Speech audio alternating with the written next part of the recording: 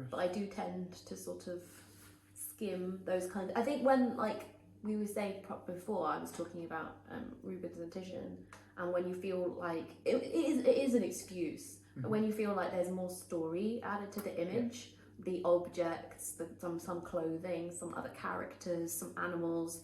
There's a lot to like visually take in, and it feels like story. Well, even though we know that is in many instances an excuse to have some nudity in a painting, I'll use this story. Yeah, exactly. Because it involves this nakedness, but it still makes that painting for me easier to engage with because I'm not just confronted with that on its own, and it feels slightly less.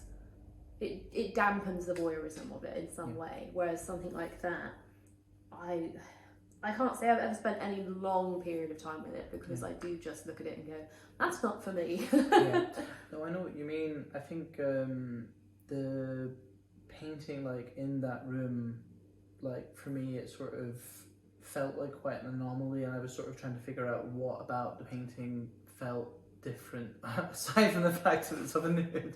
What about it felt different within his practice?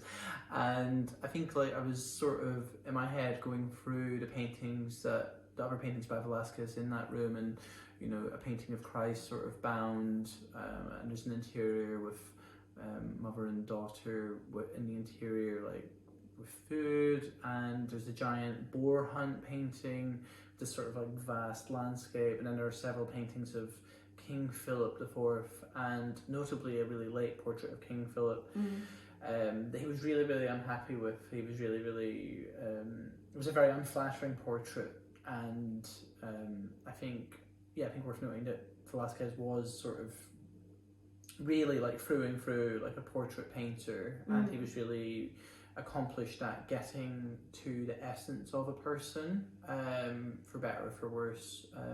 But this painting, as I already mentioned, was the only painting that he ever made of a nude that we know of, and his volume, like the volume of attention that he paid to religious subjects, was for the most part quite minimal. So he did paint quite a few mythological scenes, but I think this painting, while set against the boar hunt and the portraits of King Philip and the religious scenes, there is a sense that within this painting, at least to my eye as a painter, that it felt like it was actually a subject he wanted to deal with and like as a challenge for himself, something that he's away from the sort of religious constrictions of Spain. Yeah. And he's in Rome to learn and to paint from the greats and to copy the marble sculptures and that sort of great tradition.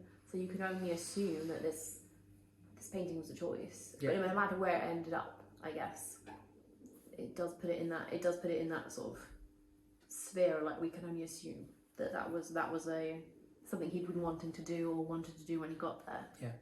And obviously, there's plenty of Venuses in Rome. Just another one to add to the mountain of Venuses. I think also, like, as a painter now to the present day, there's a question of his influence and the gravity of his influence now. Like, I guess a relevant question is, like, you know, is this painting really, you know, front and center of a conversation purely for the things that have happened to it? Is it purely about events surrounding the painting, or is it actually about the painting itself? And I think that's a valid